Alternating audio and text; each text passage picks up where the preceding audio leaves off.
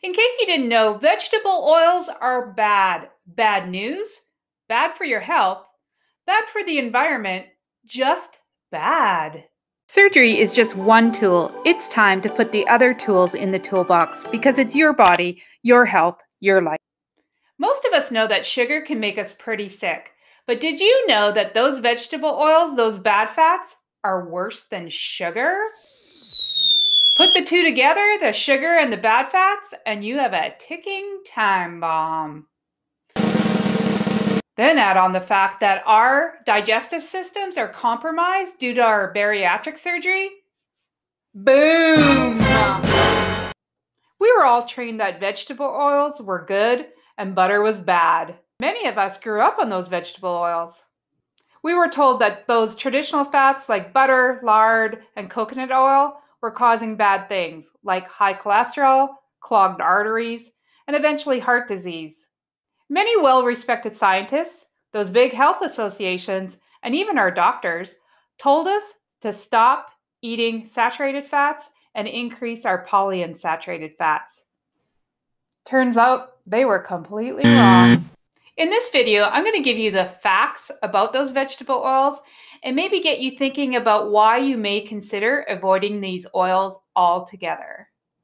I will tell you what goes into these oils to make them so bad, and maybe it's the cause of why we experience those plateaus and stalls, or why we continue to have health issues as we are going through our weight loss journey. Then I'll go over some alternatives to those bad fats, vegetable oils, so that you don't have to sacrifice your diet or your overall health. Stay tuned. Let me cut through some of this confusion. I think it's going to blow your mind. I know it did for me. And no worries, at the end, I'm going to give you a list of those good fats that you should include in your diet so that they can actually help you heal your body and make you feel full and satiated. So which ones are the bad fats? Well, let's start with vegetable oil. By the way, did you know that vegetable oil actually is a blend of oils? It's a blend of corn oil and canola oil. So canola oil, corn oil, peanut oil, palm oil, soybean oil, sunflower oil, safflower oil, rice bran oil, and grapeseed oil. And remember those things like Crisco and actually margarine and those like butters. I'm not going to name the names, but you know what I mean. Those are actually solid versions of these vegetable oils. But also, did you know that 2 European countries actually banned those products, but they're still deemed safe here in the United States? Many experts have told us to avoid the saturated fats and increase our polyunsaturated fats, these vegetable oils. The thing is, in the last 10 years, many studies have come out to show that these oils, these vegetable oils, are very unstable, they're highly processed, and very inflammatory oils. And actually, these studies have proven now that these oils have caused higher rates of obesity, depression, cancer, heart attacks and heart disease, and other diseases and disorders, to just kind of name a few, compared to using traditional fats. So why the confusion? Why did saturated fats get such a bad reputation? Well, we can thank an influencer, a researcher by the name of Ancel Keys for that. In 1955, the World Health Association allowed Ancel Keys to bring forward a hypothesis called the lipid hypothesis, where he said that he claimed that dietary fat was the reason for high cholesterol and, of course, an increase of heart disease. Initially, Keys targeted dietary fat as the culprit, but in the 1970s, he modified his argument to solely point the finger at saturated fats, and then hinting that vegetable oils can actually benefit our health. The American Heart Association adopted and embraced Keys' hypotheses and then warned the public that butter, eggs, meat, and other saturated fat-rich foods contributed to heart disease and emphasized that low-fat diet would prevent heart disease. Even though many critics pointed out the fallacies and the flaws in Key's work, the public had already bought into the fact that the harmful myth of saturated fats causing heart disease or increasing heart disease, we had already as a society bought into this harmful myth, and we choose and keep choosing that inflammatory vegetable oils and trans fats that are in most fake foods like margarine are better for us. Remember in the late 1980s, that no fat, low fat craze? Well, what happened there too is things that they made into low fat or no fat, those products were pumped with sugar because fat gives taste. So what they did is they lowered the fat, but they pumped in the sugar to compensate for that lack of taste because fat just gives you taste. In many countries, and it's been proven that high cholesterol and increased heart disease is actually more tied to sugar and carbohydrates than it is to saturated fat. And then you combine the vegetable oils, the polyunsaturated harmful vegetable oils with sugar, and you have a very big problem. So walk with me here to understand how these are made. It literally changed my mind. I watched many videos, and you can Google so many videos on how are vegetable oils actually made. I encourage you to do so. I don't think you can look back. I know I couldn't. Oil has to be refined so much and altered and chemicals added that are just, if you think about it, common sense, are harmful to us. Many of these oils have to be refined. They have to be treated with acid or a form of bleach. They have to be neutralized, filtered, and deodorized. They all require chemicals like hexane. So to actually, in the process of making these refined oils, it actually leads to what they call PUFAs, which is rancid polyunsaturated fatty acids, which do not hold up well to high heats. Little ironic, right? What do we use vegetable oils in? So in the process of extracting from seeds, these oils oxidize and it turns into trans fat. The smell is so rancid that a cleaning process has to take place to bleach and deodorize it. Now that you know how they're made, let's talk about how they kind of actually harm us. So first of all, these vegetable oils, these bad fats, these inflammatory fats actually can cause us to gain weight. What's happening is that they're in so many foods and there's multiple versions of them in one product. So anything that's processed, that's shelf stable, the restaurants use these oils. Things that are fried usually have them in because it's cheap and easy to get. So we're getting hits of it in one food product. The other thing is that these bad oils diminish our brain function. When you kind of heat these vegetable oils, these inflammatory oils at a very high heat, especially things like corn oil or sunflower oil, and if you look at a lot of potato chip bags, you'll see sunflower oil or cooked in corn oil at a very high heat. So what happens at that high heat, it releases toxic chemicals, which they know are linked to dementia, cancer, and other disease. So these oils can damage our heart, not help our heart. A diet high in vegetable oils actually is the reason why plaque is built up in arteries.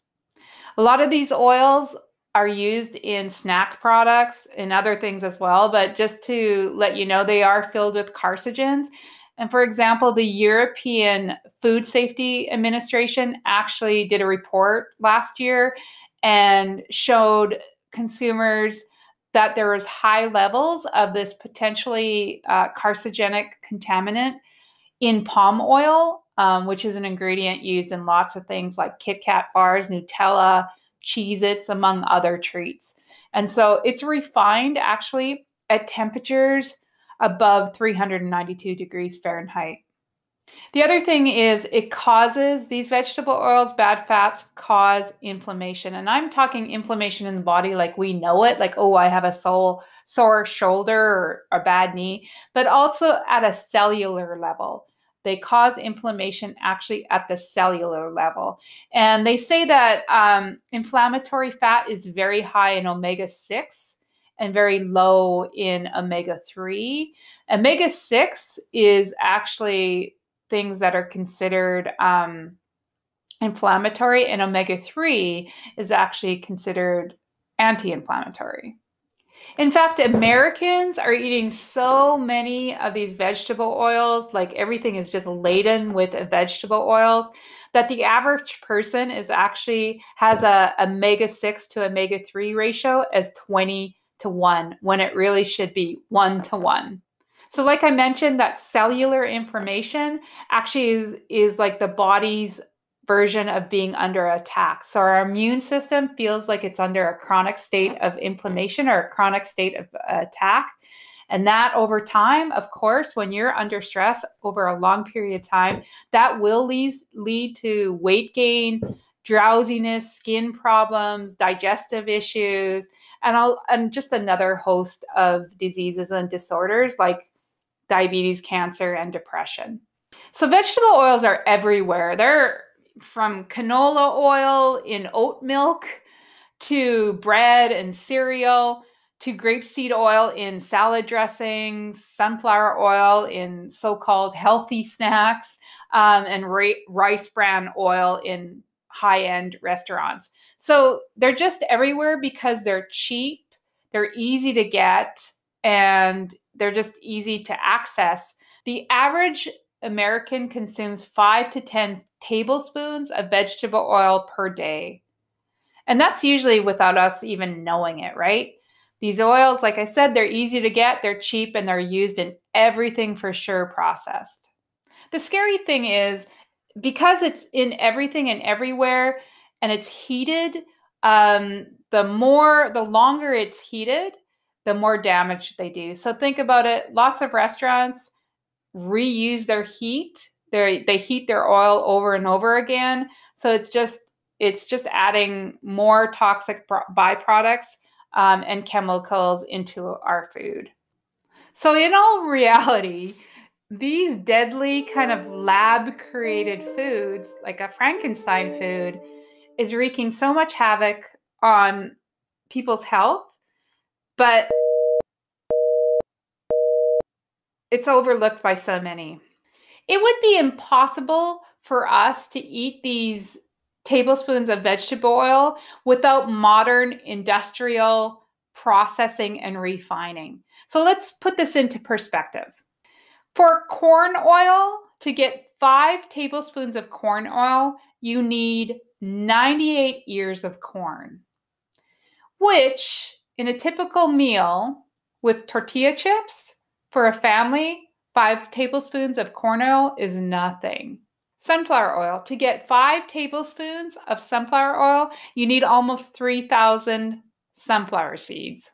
Grapeseed oil, you need about 625 grapes to get 5 tablespoons of grapeseed oil. To get 5 tablespoons of rice bran oil, which is used in a lot of restaurants, believe it or not, to get 5 tablespoons of rice bran oil, you need 40 cups of brown rice. So what now? What we need to do is, a lot of us think that fat is not a good thing at all. And we got to remind ourselves that good fat is good for our body. It helps with so many functions. It actually is a major source of energy. It helps with absorbing vitamins and minerals. It's used for building our cell membranes and nerves. It actually is the exterior of all of our cells, is made up of fat. It helps with brain function. It is really good for and essential for blood clotting and muscle movement. And also, fat makes you feel full and it makes you feel satiated, and it actually makes food taste good. So the good fats, the traditional fats, are extra virgin cold pressed organic olive oil. Now be really conscious about your source of your olive oil. A study was just done a couple of years ago. They went into these mass grocery stores and they grabbed all kinds of brands of what they were calling olive oil, and they tested them, and they actually weren't olive oil or a very low portion of olive oil, and it actually was all those other vegetable oils, and they were calling it olive oil. So just know your source. I know that they can be a little bit expensive, but if you know your source, and a good way to tell if organic olive oil is actually olive oil is you taste it, and if it kind of bites you, it bites your throat, or kind of you might even think, oh my God, this is rancid. But really, if it doesn't have a bite, if it's too smooth, that is not a good olive oil. And it might, by not having the bite, that kind of, oh my gosh, then it probably is rancid, or it might not even be olive oil. Other good fats are cold pressed organic coconut oil, ghee, tallow, grass-fed butter, of course, grass-fed meat, nuts other than peanuts, because peanut is not a nut. Actually, it's a legume. Fatty fish like sardines, mackerel, herring, and of course, wild-caught salmon. And then avocados and avocado oil are some really good traditional fats that we should be incorporating into our diet.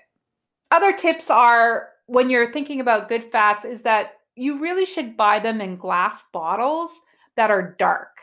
The lighter the bottle, the more opportunity that oil can be oxidized. So glass bottles over plastic bottles, and dark bottles over light bottles. And then remember, like I said, read the ingredients, know your source, make sure you're getting what it says you are getting.